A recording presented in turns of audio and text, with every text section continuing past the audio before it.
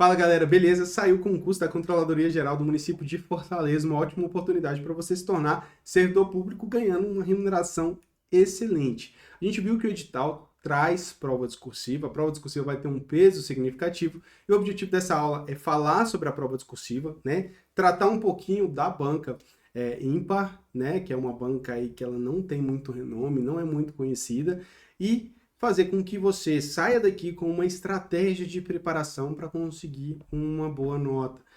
Assim como diversos alunos do Você Concursado vêm conseguindo notas acima de 90 até 100%, né, em provas discursivas, o objetivo é esse. E com notas altas, né, que você consiga, assim como o Pedro, né, conseguiu, que fez o concurso da CGU, consiga ganhar várias posições e figurar dentro das vagas. No caso do Pedro, ele tinha feito a prova objetiva, né, tinha ficado, né, com a nota da prova objetiva na posição 141. Só que aí ele fez uma excelente prova discursiva, ganhou uma nota muito boa, né, e mandou pra gente isso. Ele ganhou 102 posições e foi para 39, foi para dentro das vagas. Então a discursiva tem esse poder, né? Como ela tem um peso significativo, se você tira uma boa nota, quando soma com a prova objetiva, você sobe várias classificações, porque a maioria das pessoas nem se prepara muito bem para discursiva, acha que o conhecimento que ela tem lá da prova do Enem já resolve o problema, né? E não resolve, porque a gente está falando de prova de concurso, prova específica, tá? Então, o objetivo é esse, é que você consiga sair dessa aula com uma estratégia para conseguir figurar nas primeiras posições. Se ao longo dessa aula você tiver alguma dúvida, pode mandar mensagem lá no @você concursado, no Instagram, ou no nosso canal Academia Discursivas no Telegram. Né? Se você não é aluno, tem até um treinamento específico para a área 1, 3 e 6 desse concurso da CGM Fortaleza, beleza? Para você que não me conhece, né, eu estou aqui falando e nem me apresentei, eu sou o professor Bruno Marques, sou professor de discursiva do Você Concursado aí há vários anos e também sou auditor de controle externo do Tribunal de Contas do Distrito Federal, beleza? Quando a gente vai analisar o edital, a gente vê que a prova discursiva ela vai ser composta por duas questões, cada questão valendo 20 pontos, então duas questões, no modelo estudo de caso, para ser redigido em um mínimo de 15 e um máximo de 20 linhas, tá?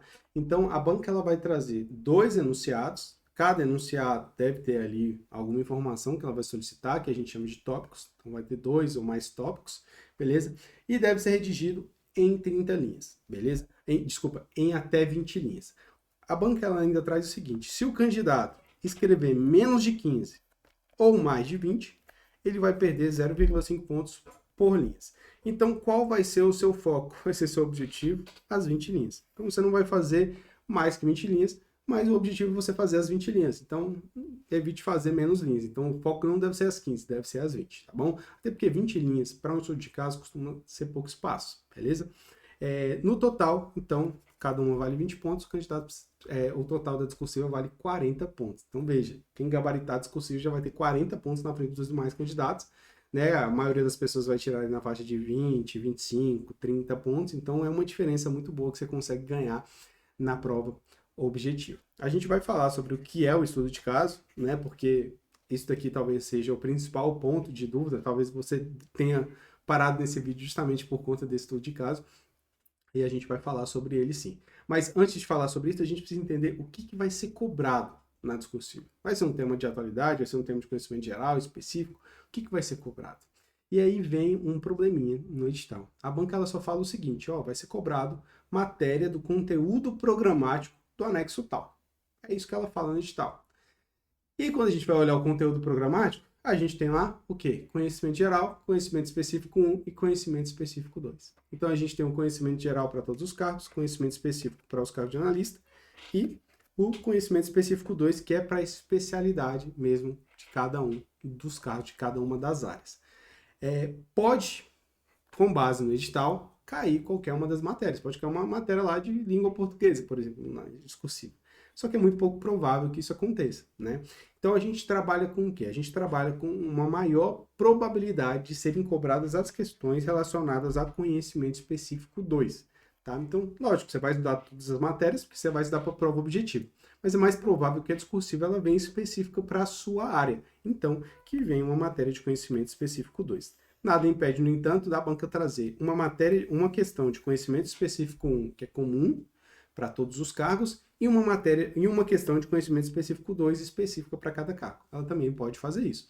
Por isso que no nosso treinamento a gente vai focar em temas dessas duas áreas de conhecimento específico, tanto da área de conhecimento específico 1 quanto da área de conhecimento específico 2, tendendo a ter mais temas de conhecimento específico 2, tá? Específico para cada uma das áreas.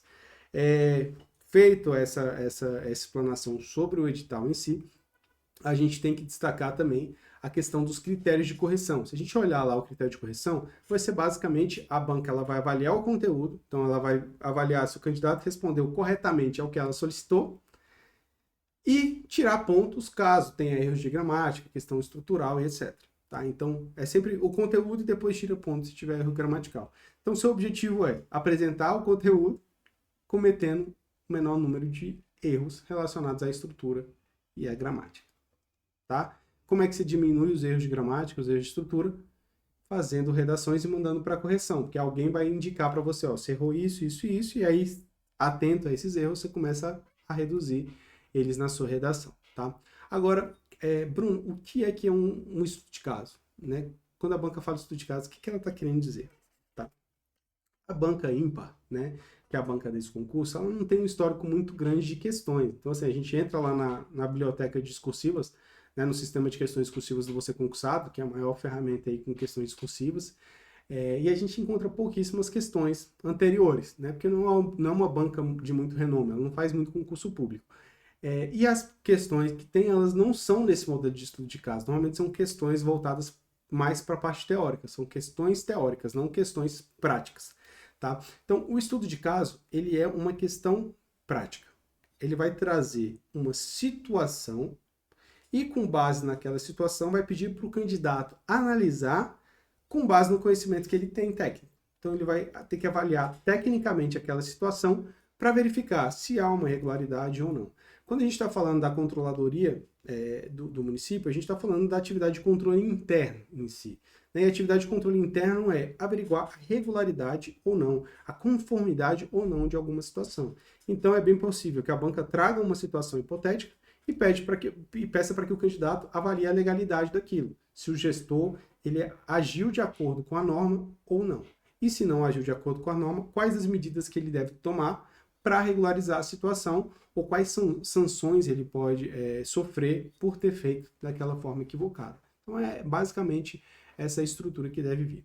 Para a gente poder visualizar uma questão nesse modelo de situação hipotética, eu busquei lá na biblioteca um modelo de estudo de caso, mas com base na banca FCC. Só para a gente poder ver aqui a estrutura, tá? Que deve ser basicamente a estrutura utilizada também pela banca ímpar, tá? Então, veja, a banca ela vai trazer uma situação hipotética, vai trazer o comando da questão pedindo para que você responda fundamentalmente alguma coisa e vai trazer os tópicos, tá? Na situação hipotética, ela vai contar uma historinha. O que é uma situação hipotética? Uma história. Então, ó, Heitor é funcionário de uma sociedade de economia mista, prestadora de serviço. Ele é responsável pela autorização da ligação à rede pública. Suas decisões são emitidas em processos administrativos, iniciados por requerimento de interessados e instruídos com pareceres e tal. Foi apurado após denúncia que Heitor recebeu gratificações por autorizações concedidas a empreendimentos irregulares. Então, opa, trouxe uma história, contou uma situação, que pode ser uma situação que você se depare lá quando você tiver assumido lá seu cargo público. Né? Então vai chegar a situação assim, pô, ó, a situação é essa, veio uma denúncia com essas informações. E aí? Como que eu vou avaliar isso tecnicamente? Eu vou ter que utilizar meu conhecimento técnico. Opa, ele pode oferecer ele pode receber gratificação pelo exercício da atividade pública para conceder essas autorizações? Opa, não pode. Mas o que ele cometeu aqui? Qual foi o tipo de crime? Qual foi o tipo de infração? Né? Então aí que você vai começar a desenvolver a sua resposta utilizando o conhecimento que você tem. Mas a vantagem é que em concurso público ela não vai trazer só a situação. A banca ela vai trazer o que ela quer que você analise. Então ela vai trazer os tópicos. Então, ó, considerando a relação funcional e a conduta de Heitor, em qual esfera e sobre qual fundamento ele pode ser responsabilizado? Então, ele vai ser responsabilizado na esfera civil, na penal, na administrativa, em qual esfera que ele vai ser analisado? Então, veja que a banca ela já direciona o que ela quer que você analise. E aí você vai analisar o que ela pediu. Você não vai precisar analisar algo que ela não pediu. É sempre focado no que a banca pediu, tá? Um detalhe importante é o seguinte, é que normalmente em estudos de caso, tá? Normalmente em estudos de caso, a banca ela sempre traz uma situação hipotética, mas às vezes ela pode colocar os tópicos mesclados com o comando da questão. Então, nessa questão aqui, por exemplo, ela trouxe os tópicos de forma expressa separados, né? Então você sabe ali que tem 3 tópicos. Mas às vezes acontece da banca só pedir para fazer assim, ó, analisa a situação e diga sobre a legalidade ou não do ato. Então ela pode meio que trazer no comando da questão o tópico. Aí você vai ter que analisar quais são os atos que ele cometeu e analisar a legalidade de cada um desses atos. Então, se o enunciado trouxe 2 atos, você vai ter 2 tópicos. Se trouxe 3 atos, você vai ter 3 tópicos e assim por diante. Tá? É importante que você, no enunciado, quando você for fazer sua prova, identifique esses tópicos já de cara. Opa, identifiquei os tópicos. Beleza. Com base nesses tópicos que você vai estruturar o seu texto. Tá? E aí vai a dica. Em regra, né, um texto, né, quando a gente vai analisar um texto, e é o que você vai fazer quando você assumir seu cargo público, você vai fazer uma introdução, avaliar cada um dos tópicos e trazer uma conclusão. Esse é o modelo padrão, tá? Então, você vai fazer um parágrafo de desenvolvimento para cada tópico, né? Então, aqui eram 3 tópicos, então vão ser 3 parágrafos de desenvolvimento. Se fossem 2 tópicos, 2 parágrafos de desenvolvimento. 4 tópicos, 4 parágrafos de desenvolvimento, tá? Então, essa seria a estrutura padrão. Porém, a gente está falando de questão de 20 linhas. 20 linhas. E o foco da banca ímpar vai ser avaliar conhecimento específico. O conhecimento, a resposta aos tópicos, né? O conteúdo apresentado para responder aos tópicos. Esse é o foco. Então, trazer introdução e conclusão pode prejudicar você. Por mais que o texto fique mais bonito, mais completo, pode acabar te prejudicando. Por quê? Porque se você faz uma introdução de 5 linhas e uma conclusão de 5 linhas, sobram quantas linhas para você desenvolver o conteúdo? 10. Apenas 10 linhas. E com 10 linhas, talvez você não consiga abordar tudo que a banca espera. E aí você vai perder ponto por falta de conteúdo. Tá? Então, o que a gente faz? A gente otimiza a resposta. Então, você pode fazer uma introdução pequena, de 3 linhas, por exemplo, e o restante das linhas usar tudo para desenvolver a resposta, ou você pode simplesmente utilizar todas as 20 linhas para poder responder o que foi solicitado, tá? Então, você pode usar as 20 linhas só com parágrafos de desenvolvimento. Então, as 20 linhas você vai dividir ali em 3 parágrafos de desenvolvimento. Essa daqui, a meu ver, salvo alguma disposição expressa no enunciado, salvo a banca falar, faça uma introdução, uma conclusão, ou utilize essa estrutura específica, salvo isso, salvo uma situação excepcional assim, o ideal seria isso. Um parágrafo de desenvolvimento para cada tópico. Então, você vai usar as 20 linhas para desenvolver o que foi solicitado pela banca. Veja, é 20 linhas. Não dá para ficar viajando. Não dá para ficar trazendo informação que não responde o que a banca pediu. Porque se você ficar lá desenvolvendo... tem gente que faz assim, né? Vai fazer um estudo de caso, isso é um dos principais erros, tá? E eu não julgo porque, às vezes, não teve o conhecimento, não teve essa prática, essa visão que a gente tem da discursiva, né? Por conta da nossa experiência. A pessoa lá vai com esse texto, trata-se de situação em que Heitor, funcionário público da empresa tal, agiu de determinada maneira, e a gente sabe que o servidor público ele deve agir com probidade, papapá. Traz um monte de informação para contextualizar antes de responder. Só que essas informações elas vão gastando linhas, e você vai perdendo espaço. E aí quando chega na hora de responder mesmo, acabou as linhas. Aí a banca vai avaliar seu texto e ela vai procurar a resposta, cara. Ela vai procurar a resposta. Ela não vai ficar avaliando, será que ele contextualizou bonito? Não. Perguntei isso, ele respondeu? Respondeu. Pá. E perguntei isso aqui, ele não respondeu. 0 naquele tópico. E você perde ponto. Mas eu trouxe o contexto. Não importa, isso aí não valia nota, não pedi isso.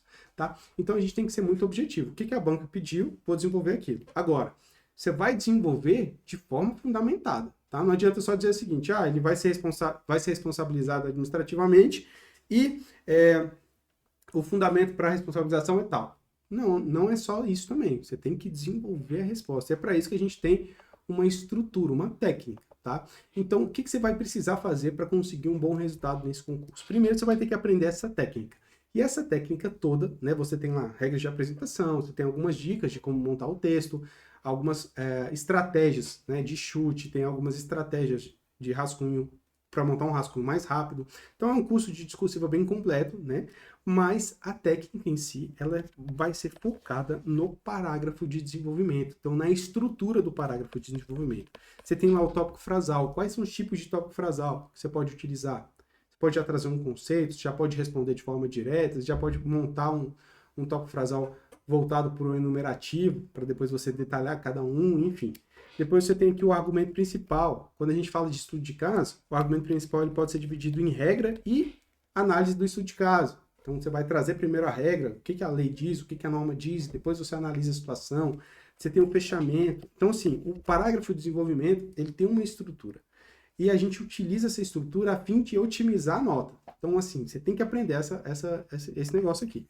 Então, é isso que você vai focar. Você vai aprender o texto todo com foco no parágrafo de desenvolvimento. Aprendeu essa técnica, que você vai aprender de forma bem objetiva, igual essa aula aqui, ó, 15 minutos, a gente já viu coisa pra caramba.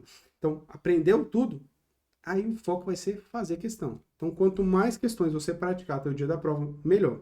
A gente sugere que você faça pelo menos pelo menos três com correção, tá? Por quê? Porque aí você faz a questão, manda para correção e recebe o feedback. Nesse feedback aqui, a gente vai apontar para você o que deve ser melhorado. A gente vai mapear a sua prova e mostrar, ó, você precisa melhorar nesse ponto, tá? E aí, com base nesse feedback, sabendo o que precisa melhorar, você faz um novo texto.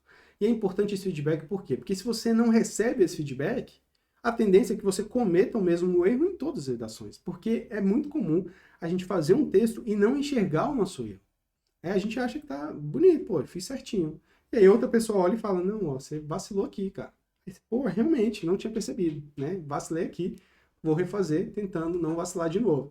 Então esse é o processo. Quando você faz isso 3 vezes, então você recebe o feedback, aí faz uma nova redação, manda para correção, recebe o feedback de novo, né? Vê o que errou, faz a terceira redação, você recebe 3 feedbacks, você tem 3 mapeamentos de prova. Você consegue até ver se você evoluiu no que você precisava melhorar, e você tem a possibilidade de talvez, pô, no primeiro texto eu cometi alguns erros, mas no segundo eu cometi outros que eu nem sabia que tinha como errar, entendeu? Então, assim, você vai ter um mapeamento bem melhor dos seus principais erros, e aí, sabendo que você errou, você consegue melhorar. Diferente de, vou fazer 100 redações, beleza, fiz 100, mas ninguém corrigiu, não sei o que eu errei, vou continuar errando. Né? Então, essa metodologia, essa estratégia, ela funciona muito bem. Por quê? Porque você foca, né, na prática. Então, você viu a teoria rápido, aí você vai começar a focar na prática. Você vai tirar ali 2 horas por semana para poder fazer a discursiva, né? Então, você vai analisar o feedback e fazer uma nova, 2 horinhas você faz isso. E o restante do tempo da semana, você vai estudar para a prova objetiva. Cara, a gente já estudou para concurso, a gente é concursado, a gente sabe que precisa tirar uma boa nota na objetiva para conseguir disputar uma vaga, né? Então, a gente precisa gastar tempo na objetiva porque tem mais matérias. E à medida que você estuda para a objetiva, também você está estudando para a discursiva, uma vez que a banca vai cobrar uma matéria de conhecimento específico na prova. Né? Então, assim, é um estudo que se complementa. Então, você estuda para a objetiva, faz uma discursiva. Quando você faz a discursiva, você está revisando alguma matéria da objetiva. Então, você está fortalecendo aquele conhecimento, mandando para a memória de longo prazo. E aí você volta para o objetivo, estuda mais, depois faz a discursiva. Então, vira um processo que se complementa e otimiza seu estudo. Tá? Então, essa seria a estratégia. E funciona? Funciona, gente. Olha aqui, concurso do TCU, tá? O curso de discursiva mais utilizado pelos aprovados. Tá? Isso aqui com base numa comissão de aprovados deles, né? Quem fez esse levantamento foi eles e verificou que entre os aprovados, a maioria dos candidatos, mais de 60% tinham estudado com o Você Concursado, tá? Dos 20 primeiros colocados no último concurso do TCU, inclusive 12 eram alunos do Você Concursado. Olha no concurso do TCDF, teve recente também, alunos do Você Concursado aplicaram a técnica para o cargo de analista. 9 entre os 10 primeiros colocados estudaram com a gente. 12 entre os 15 primeiros estudaram com a gente. Inclusive, as 3 maiores notas no cargo de auditor do TCDF, que normalmente é um concurso que derruba muita gente, foram de alunos do Você Concursado. Então, assim, utilizar a metodologia da gente funciona. E por que funciona também? Porque o Você Concursado, ele é focado em discursivo. Ele não dá curso de objetivo, ele não dá mentoria, ele não dá coach, tá? Ele foca na discursiva em si. Quando a gente foca em algo, a gente fica muito especialista naquilo. E a gente vê o processo todo, né? A gente faz o curso, a gente vê as redações dos alunos, depois a gente vê a correção da banca, a gente faz recurso para a banca, a gente analisa a resposta do recurso da banca. Então a gente começa a ver o processo como um todo e tem acesso a muitas questões, né? Só no sistema de questões discursivas da gente tem mais de 22 mil questões cadastradas, né? Então a gente é especialista nisso e quando a gente se especializa a gente acaba ficando muito bom, né? E aí acontece dos nossos alunos terem resultados excepcionais assim, tá? Então, para o nosso curso, né? A gente fez um curso focado na CGM Fortaleza, tá? A gente fez focado em 3 áreas. Então, a gente tem um curso para a área 1, que é contabilidade, a gente tem um curso para a área 3, que é direito, e a gente tem um curso para a área 6, que é para qualquer área de formação, né? Então, são 3 cursos, aí você vai escolher qual curso que você quer, né? E esse curso é dividido da seguinte forma: a gente tem aqui a técnica discursiva sucinta, tá? Então, aquela parte ali para fazer o estudo de casos, focado no parágrafo de desenvolvimento. A gente vai ter temas para poder praticar nesse modelo de estudo de casos, né? A gente colocou lá com a banca ímpar, tá? Correção individualizada, também utilizando o espelho da banca ímpar e proposta de resolução dos temas. Então a gente só não joga os temas lá e pronto. A gente coloca o tema e aí você tem o padrão de resposta, que serve como uma excelente ferramenta de revisão, né? Porque você está revisando a matéria da prova objetiva, e ainda resolve aquele tema utilizando a técnica do curso, para mostrar que dá para usar a técnica em qualquer tema. Tá? Então, funciona muito bem, fecha muito bem o ciclo. Vê a técnica, tem as questões para poder fazer, tem as correções e você tem acesso às resoluções dos temas. Então, se às vezes, pô, fiz uma redação aqui, mas essa eu não quero mandar para correção. Olha lá a resposta, olha lá o padrão, olha lá o espelho, corrige a sua redação sozinho também. Então, você pode fazer isso. Tá? E tudo isso está disponível a um preço acessível se você ainda não é aluno do Você Concursado, beleza? Ao longo desse treinamento, ao longo do nosso curso, se você tiver alguma dúvida, pode mandar mensagem em qualquer uma das plataformas que a gente vai estar lá para poder te ajudar e a tirar dúvida, beleza? Um forte abraço. A gente se vê na próxima aula. Bons estudos!